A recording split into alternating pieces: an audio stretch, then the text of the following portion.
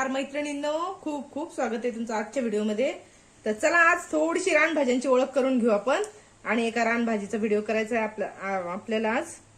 तर आज आपण करूया फांदाच्या भाजीचे वडे। तर बघा साधारण अशी दिसते फांदाची भाजी। काल मी शेतात गेले होते तर शेतात मला भेटली भाजी ही। तर चला म्हटलं तुमच्यासोबत शेअर करावं याचा व्हिडिओ। तर हे बघा साधारण असे पानं असतात त्याचे, आपट्यासारखे दिसतात बघा, असे असतात। तर चला याला स्वच्छ धुवून घेऊ, 3 पाण्याने स्वच्छ धुवून घ्यायची। याला बारीक आहे ना चिरून घेऊ आपण, मसाले बघून घेऊ आपण।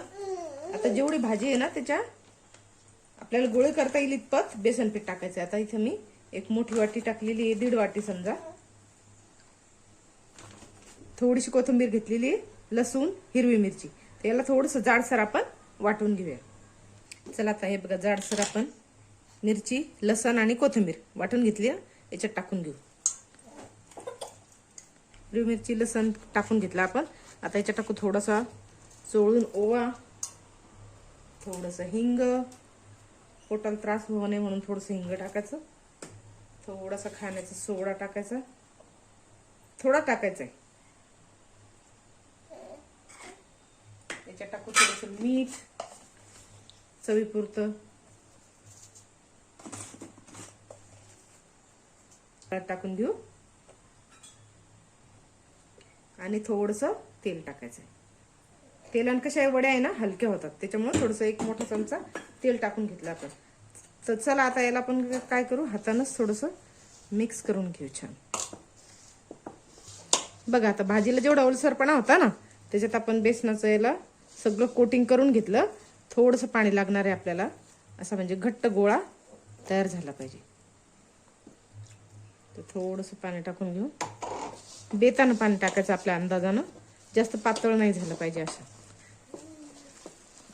तू तसा एकदम ना बघा घट्ट गोळा तयार झाला ना आपला छान। मस्त बेसन वगैरे आपण काढून घेतलं सगळं पातेल्याचं, आणि असं घट्ट गोळा आपला तयार करायचा। आता थोडं हाताला तेल लावून आपण याचे मुटकुळे तयार करून घेऊ। आता मी आहे ना या वड्या इडली पात्रात वाफवून घेणार आहे। तर तुम्ही चाळणी ठेवून वाफवू शकता किंवा तुमच्याकडे स्टीमर असलं त्याच्यात पण टाकू शकता। 15 ते 20 मिनिटं लागणार आहे आपल्याला याला। तर चला आपण इडली पात्राला तेल लावून घेतलं बघा।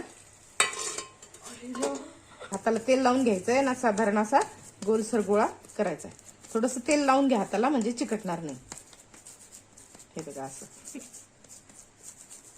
साधारण या पद्धतीने असे आता इडली पात्रात आपण असे स्टीम करायची 15 ते 20 मिनिटं। असं थोडंसं हाताला तेल लावून घ्या ना, असा रोल करून घ्यायचा।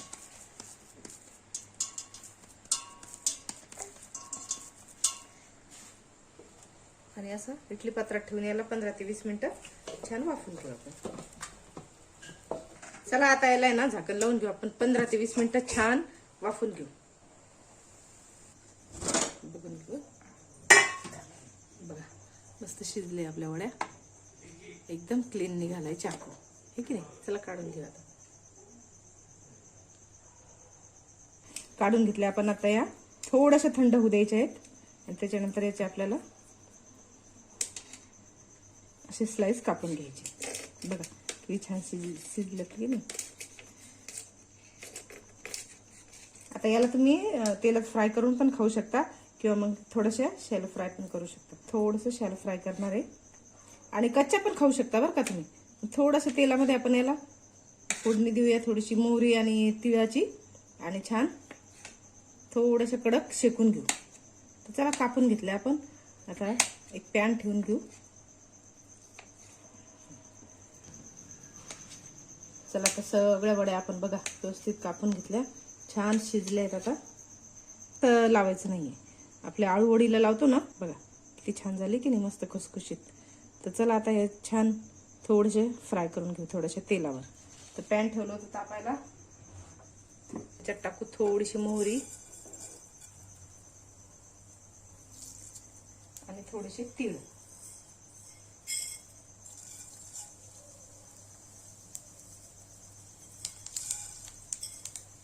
थोडंसं बघा मोहरी तडतडली छान।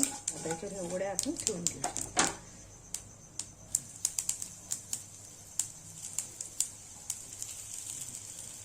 एक एक एक एक मस्त कडक करून घ्यायचे आहे, किंवा मग तुम्ही तळून पण काढू शकता. तळून काढल्या तरी पण चालतात, अशा शेकल्या तरी पण चालतात. खायला खूप रुचकर आणि स्वादिष्ट लागतात. तुम्हाला जर फांदाची भाजी भेटली तर नक्की अशा वड्या तुम्ही नक्की ट्राय करा, घरी करून बघा आणि मला कमेंटमध्ये सांगा तुम्हाला कसं वाटतंय. तर चला याला छान शेकून घेऊ आपण. आता एक 5 मिनिटं ठेवूया असं. नंतर याला छान कडक भाजून घेतले की नाही आपण, मस्त दिसतंय जातं बघा. तुम्ही वाटल्यास याला तेलात तळू पण शकता आणि अशाही खूप छान लागतात, क्रिस्पी होतात मस्त. चला काढून घेऊ आपण आता.